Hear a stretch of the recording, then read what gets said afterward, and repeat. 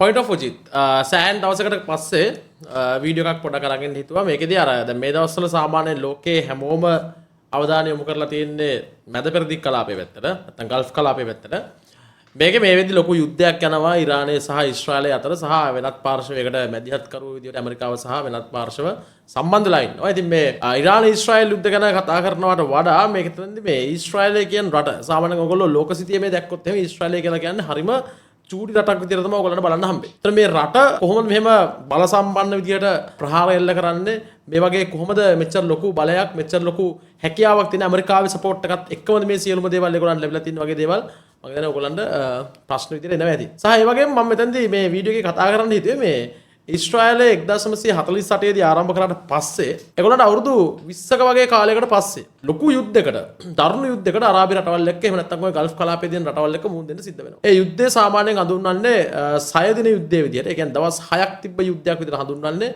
මේ යුද්ධය ඉවරුනේ ඊශ්‍රායලය ඊටාම බල සම්පන්න ජාතියක් විදියට ලෝකයේ ඇතුලේ බෞද්ධිස්ම කරලා. ඉතින් ඒ 6 දින යුද්ධය ගැන සාමාන්‍ය පොඩි කෙටි හැඳින්වීමක් කරන් තමයි මේ වීඩියෝ කරන්න හිතුවේ. මම සරලව කියන්නේ මම යුද්ධ විශේෂඥයෙක්වත් එහෙම නැත්නම් ජාත්‍යන්තර විශ්ලේෂකයෙක්වත් එහෙම කවුරුත් නෙමෙයි. සාමාන්‍යයෙන් බොහොම සරලව අර මේක වගේ ආසයට සරලව තේරුම් ගන්න පුළුවන් විදිහට මේකේ පොඩි විස්තර ටිකක් කියනවා. ඉතින් අපි බලමු 6 දින යුද්ධයේදී කොහොමද ඊශ්‍රායලය මහා බල සම්පන්න ජාතියක් විදිහට නැගිට්ට කියන එක. ඒකදී ඕගලන්ට මේ දකින්න පුළුවන් මැප් එකක් තියෙනවා. මේ මැප් එකේ බලන්න ඊශ්‍රායලය කියලා කියන්නේ ඔය ටිකක් අර කහ පාටින් ටිකක් දීප්තිමත් කහ පාටින් වගේ සුදු පාටුරු කහ පාටකින් තියෙන රට තමයි ඊශ්‍රායලය කියන්නේ. එතන මෙහා පැත්තේ වයඹදිශාවට වගේ වෙන්න ගාසා තීරය තියෙනවා. බටහිර පැත්තට වෙන්න සාමාන්‍යයෙන් ඔය සීනායි අර්ධද්වීපය කියලා තියෙනවා ටිකක් අමුතු පාටකින්. ඔය සීනායි අර්ධද්වීපය කියලා කියන්නේ එහා පැත්තේ ඊජිප්තුව තියෙනවා. ඊජිප්තුව රතු පාටින් වගේ තියෙන ඊජිප්තුව. ඊජිප්තේ කොටසක් තමයි සීනායි අර්ධද්වීපය කියලා කියන්නේ. සීනායි අර්ධද්වීපය කියලා කියන්නේ ඊටාම උපාය මාර්ගික වශයෙන් සහ ඊටාම භූ විෂමතාවතින් ඊටාම වැදගත් අර්ධද්වීපයක් ඊජිප්තුව ගාව තිබ්බ ඔය ඊශ්‍රායලය ආරම්භ කරන කාලය වෙනකොට. ඉතින් එතකොට ඔය විශේෂයෙන්ම ඔය සුවසල මද්දර්ණි මුහුද් සහ රතු මුහුද යා කරන සුවසල යන ඔය සීනායි අර්ධද්වීපයේ බටහිර කොටසින් ඉතින් ඔක ඊටාම වෙළඳ වටිනාකමක් තියෙන වාණිජමය වටිනාකමක් වෙළඳ වටිනාකමක් තියෙන යුදමය වශයෙන් උත් ඊටාම වටිනාකමක් තියෙන ලොකු විශේෂත්වයක් තියෙන කොටසක් තමයි සීනායි අර්ධද්වීපය කියලා කියන්නේ. ඉතින් ඔය මේ ඊශ්‍රායලට අපිට පේනවා ඊශ්‍රායල නැගෙනහිර පැත්තෙන් ජෝර්දානය වගේම ටිකක් පහළට වෙන සෞදි අරාබිය ඒ වගේම උඩින් සිරියාව සහ ලෙබනන් කියන රටවල් තියෙනවා. ඒ වගේම මේ මැප් එකේ දක්වලා නැහැ ජෝර්දානට එහා පැත්තෙන් තමයි සාමාන්‍යයෙන් ඉරාකය ඉරානය නෙමෙයි ඉරාකය කියන රට ජෝර්දානට එහා පැත්තෙන් තියෙනවා. සාමාන්‍යයෙන් 6 දින යුද්ධය ආරම්භ වෙනකොට එක පාර්ශවයක් උනේ ඊශ්‍රායලය. ඊට ප්‍රතිවිරුද්ධ පාර්ශවය අපි සාමාන්‍යයෙන් දන්න අරාබි රටවල් ටික. හරිද විශේෂයෙන්ම ඊජිප්තුව ප්‍රධාන වශයෙන්ම සිරියාව සහ ජෝර්දානය.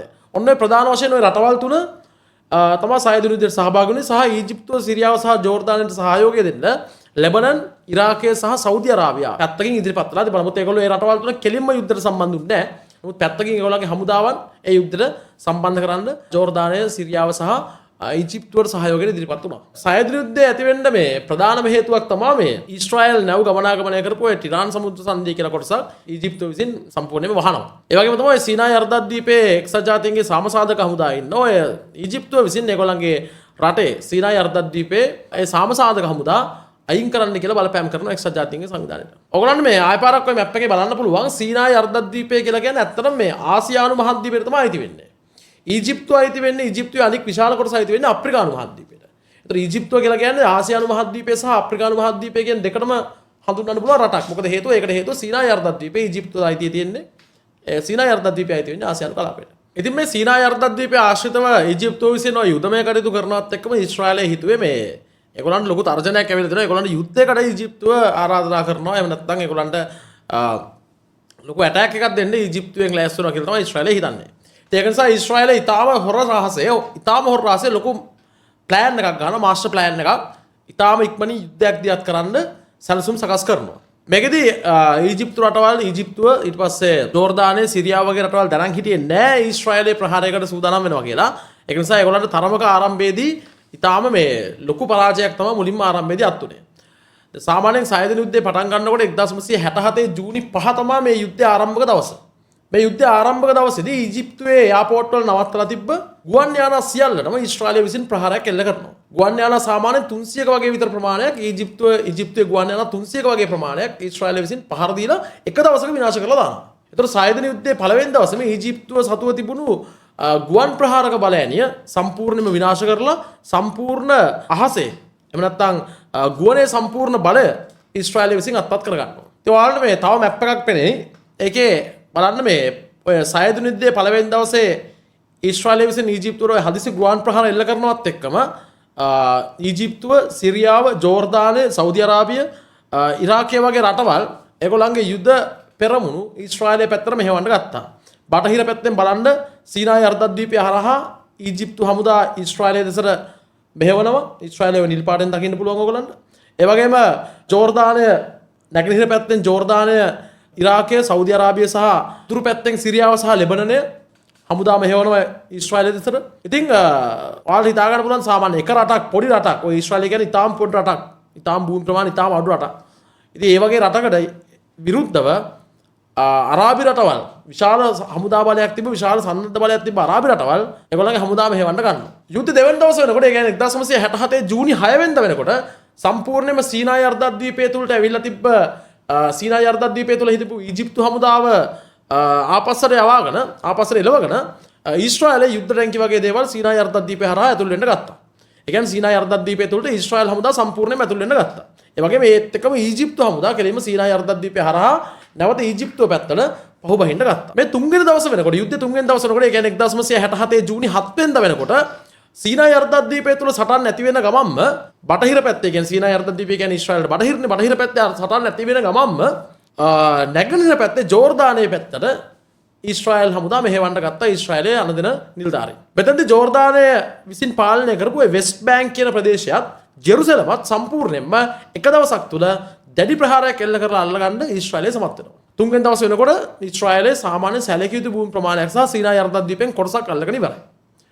1967 ජූනි 8 වෙනිදා, ඒ කියන්නේ 4 වෙනි දවසේ වෙනකොට සීනායි අර්ධද්වීපය තුල හිටපු ඊජිප්තු හමුදා සියලුම කට්ටිය, ඊජිප්තු හමුදා සියල්ලම සුවසැල හරහා අප්‍රිකානු මහද්වීපය පැත්තට යවලා සීනායි අර්ධද්වීපයේ සම්පූර්ණ බලය ඊශ්‍රායලය අල්ලගන්නවා. ඉතින් දවස් 4ක වගේ කාලයක් ඇතුළත ඊශ්‍රායලය විසින් ලොකු භූමියක් අත්පත් කරගෙන ඉවරයි. නමුත් ඒ වෙනකොටත් සිරියාව විසින් ඊශ්‍රායලට පහර දීමක් සිදු කරලා තිබ්බ නිසා ඊශ්‍රායලය හිතුවා සිරියාවට පොඩ්ඩක් රිද්දන්නත් එක්ක සිරියාවලුත් කැලලක් අල්ල ගන්න ඕනේ කියලා. ඒකින්ද 6 දින යුද්ධයේ ඉතුරු දවස් දෙකේ, ඒ කියන්නේ 1967 ජූනි 9 සහ ජූනි 10 කියන දවස් දෙකේ 5-6 දවස්වල සිරියාවට අයිති වෙලා තිබ්බා ගෝලාන් කඳුකරය කියන කඳුකර ප්‍රදේශය. ඒ කඳුකර ප්‍රදේශයේ උපාය මාර්ගිකව ගත්තොත් එහෙම සටන් වලට ඉතාම වැදගත් ප්‍රදේශයක්. ඉතින් ඊශ්‍රායල් හමුදා මේ ගෝලාන් කඳුකර ප්‍රදේශය සම්පූර්ණයෙන්ම සිරියාවෙන් අත්පත් කරගන්නවා. ඉතින් ඔයගලන්ට මේ ආයෙත් මම මැප් එක පෙන්නන්නම්. මැප් එකේ බලන්න පුළුවන්. සාමාන්‍යයෙන් ඔය ඊශ්‍රායලයේ ආරම්භයේ තිබ්බ විදිය තමයි ඔය දීප්තිමත් කහ පාටින් තියෙන්නේ. සීනායි අර්ධද්වීපය, වෙස්ට් බැංක්, ගාසා තීරය, ඊට පස්සේ ගෝලාන් කඳුකරේ, ඔය සියල්ලම ඊශ්‍රායලය විසින් අලුතෙන් අත්පත් කරගන්නවා. විශේෂයෙන්ම ඔය ගාසා තීරය කියන කොටසත් සීනායි අර්ධද්වීපයත් එක්කම ඊජිප්තු පාලනයේ තිබ්බේ. ගාසා තීරයේ කොටසත් දැන් ඔයාලා අහලා තිනවා ගාසා තීරයට ප්‍රහාර එල්ල කරනවා. දැන් අලුත් යුද්ධයේ වර්තමාන යුද්ධය තුළ ගාසා තීරයට ප්‍රහාර එල්ල කරනවා වගේ දේවල් අහලා තිනවා. ඔය ගාසා තීරයේ කොටසත් ඊජිප්තුව පාලනය කරේ. ඔකත් 6 දින යුද්ධයේදී කෙලින්ම ඊශ්‍රායලය අල්ල ගන්නවා. ඉතින් ඊශ්‍රායලයේ භූමිය කලින් තිබ්බා වගේ 3 ගුණයක ප්‍රමාණ විතර ප්‍රමාණයකින් ලොකු වෙනවා. මේක හිතා ගන්න බැරි තරම් ලොකු භූමිය විශාල වීමක්. සාහිත්‍ය මේ යුද්ධය තවදුරටත් ඇදෙන්න යනකොට එක්සත් ජාතීන්ගේ සාමසාධක හමුදා හැම එකතු වෙලා මේ යුද්ධය සම්පූර්ණයෙන්ම සටන් විරාමයකට ගෙනල්ලා නවත්තන්න දැන් කටයුතු කරනවා. නමුත් ඒ වෙනකොට හානිය වෙලා ඉවරයි අරාබි රටවල් වලට. හානිය වෙලා ඉවරයි ඊජිප්තුව, සිරියාව සහ ජෝර්දානට. ඒගොල්ලෝ පාලනය කරගෙන හිටපු භූමි වලින් කිසියම් ප්‍රමාණයක් ඊශ්‍රායලය විසින් අත්පත් කරගෙන ඉවරයි. ඉතින් මේක තමයි සාමාන්‍යයෙන් මේ 6 දින යුද්ධය සම්බන්ධව ගත්තොත් එහෙම කතාව, සරල සාරාංශ කතාව. මේක ඉතින් මේකේ තව ලොකු දේවල්, තව ලොකු යුද්ධ මෙහෙයුම් මනම් ගැන තව දවස් ගාණක් උනත් කතා කරන්න දේවල් තියෙනවා. මේක ඔයගොල්ලෝ අධ්‍යයනය කරලා බලන්න. ඉතින් මේක බොහොම සරල සාරාංශ කතාවක්. සහ ඉතින් 1967 මේ 6 දින යුද්ධයෙන් පස්සේ ඊශ්‍රායලය කියලා කියන්නේ තාම බල සම්පන්න ජාතියක් කියලා ඒගොල්ලෝ ලෝකෙටම කිව්වා.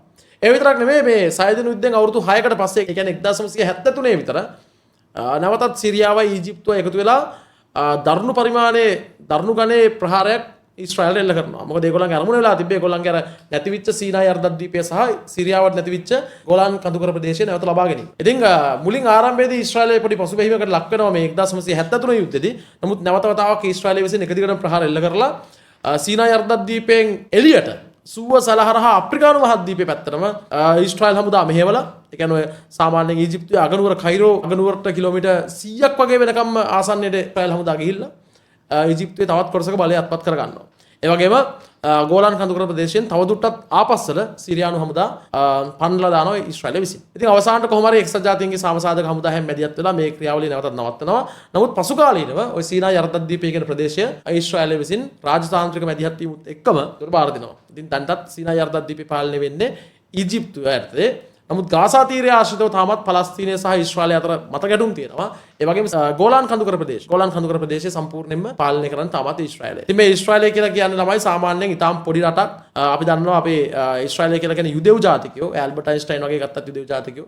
Facebook නිර්මාතෘ සකබර්ග් ගත්තත් යුදෙව් ජාතිකයෝ. ඉතින් ඊශ්‍රායලය කියලා කියන්නේ සාමාන්‍යයෙන් ලොකු නොබෙල් ත්‍යාග ප්‍රමාණයක්. ඒ කියන්නේ ඉතා අඩු මිනිස්සු ප්‍රමාණයකින් අඩු ජනගහනයකින් විශාල නොබෙල් ත්‍යාග ප්‍රමාණයක්. විද්‍යාව සම්බන්ධව විශාල නොබෙල් ත්‍යාග ප්‍රමාණයක් ජයග්‍රහණය කරපු රටක්. ඉතින් ඊටාම ඉහළ බුද්ධි මට්ටමේ මිනිස්සු ඉන්න රටක්. ඒ වගේම දැන් මේ වෙද්දි යුද්ධයට පැටලලා ඉන්න ඉරානය කියලා කියන්නේ බුද්ධි මට්ටමින් ගත්තොත් එමේ ඊටාම ඉහළ තත්ත්වයේ මිනිස්සු ඉන්න රටක්. විශේෂයෙන්ම ඉරානය කියලා කියන්නේ පරණ පර්සියාව සහ ෂියා මුස්ලිම් වරුන් කියලා කියන්නේ සාමාන්‍යයෙන් ඊටාම බුද්ධිමත් මිනිස් කොට්ටාසයක් විදිහට තමයි සාමාන්‍ය ලෝකෙ පිළිගන්නේ. ඉතින් මේ වෙනකොට මේ යුද්ධය රටවල් දෙකටම දැඩි ලෙස හානි වෙලා තියෙනවා. මේ වෙනකොට දැන් මේ තත්ත්වය අනුව වර්තමාන තත්ත්වය තුළ ඊශ්‍රායල අගමැතිවරයා තාමත් අතුරුදහන් බෙන්ජමින් නෙතන්යාහු තොරතුරක් නැහැ දවස් කිහිපයකින්.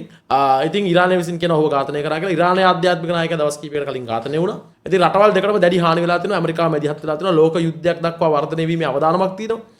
රටවල් වලට බලපානවා. අපේ රටට ගත්තොත් තෙල් මිල ඉහළ යාම නිසා අපේ ආර්ථිකයේ ඉදිරියේදී ලොකු කඩාවැදීමකට ආය ලක් වීමේ අවදානමක් ඇවිල්ලා තිනවා. අපි කොහෙන් ගත්තත් මේ වගේ ජාතීන් මේ විදිහට ඉතාම දියුණු බල සම්පන්න ජාතීන් මේගොල්ලෝ මේ හැප්පෙන එකෙන් සමස්ත ලෝකයේම මේකෙන් ලොකු බලපෑමක් වෙනවා සහ සමස්ත ලෝකෙම එතර මේකෙන් ලොකු පාඩුවක් වෙන්නේ. ඉතින් 6 දින යුද්ධය සම්බන්ධව කෙටි කතාව මේක තමයි. මේකේ වැඩි විස්තර අවශ්‍ය නම් ඕගලන්ට සෝසස් ඔන්තරන් තියෙනවා. ඉන්ටර්නෙට් එකේ සර්ච් කරලා හොයලා බලන්න. තව කියවන්න. තව ඉන්ටරෙස්ටිං ෆැක්ට්ස් ගොඩක් ඕගලන්ට හොයාගන්න හම්බෙයි. අපි ආයෙත් වීඩියෝ එකකින් හම්බෙමු. Thank you.